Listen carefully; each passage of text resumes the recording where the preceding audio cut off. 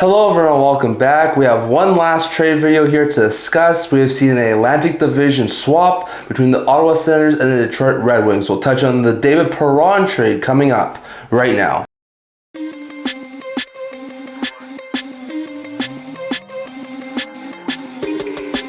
Hello everyone, welcome back to another end-to-end hockey trade update video. Once again, if you haven't already, don't forget to leave a subscribe down below. We're on the road to 650 by tomorrow's trade deadline, so if you can, leave a subscribe. It really does help with the channel. And also don't forget to stay tuned for tomorrow's live stream at 11:30 a.m. Mountain Time, talking about all the trades that happen on trade deadline day. So I'm just going to do one last video here before I sign off for the night, because we just did see a little while ago a very interesting trade go down. That was between the Ottawa Senators and the Detroit Red Wings. The trade is as follows.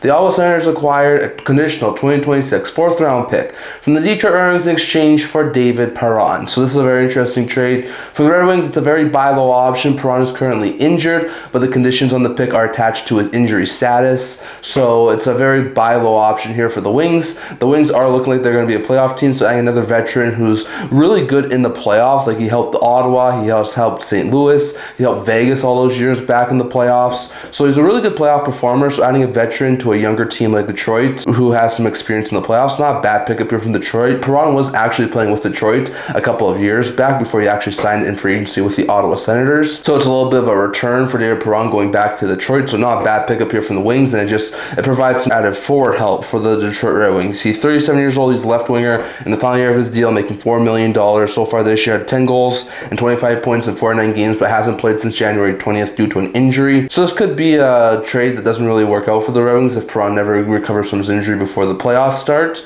But still, it's a very interesting pickup here for the Red Wings. When it comes to the Ottawa Senators side, this is another very interesting trade here. Perron was injured, but that is a $4 million cap hit, so they just cleared $4 million off their books, which means with the Foegele trade they made earlier today, they actually saved $500,000 in cap space, which could be very big for any sort of moves they plan on making tomorrow. So that's very interesting to note there. The conditional 2026 fourth round pick is as follows. If Perron gets into at least one game with the Detroit Red Wings this season, then the Red Wings will transfer our 2026 fourth round pick, the Blue Jackets, to the Ottawa Senators. And if Perron plays in 50% of the Red Wings playoff games and the Detroit Red Wings make it to round 2, the pick will upgrade to the Red Wings third round pick. So it's either going to be a fourth round pick if Perron plays a game, or if he plays in half of the playoff games and the Red Wings advance to round 2, then the pick upgrades to a third round pick. So it's a fourth or third round pick, but if Perron does not play at all, then no pick is transferred. So a very interesting trade here for both sides. The Red Wings get some add forward help, and the Sens get a pick if Perron plays. So a very interesting trade for both sides. So that's all I'm going to talk about in this video. It seems that there are trades that could be coming in the very near future. As of recording this video, Freeman has mentioned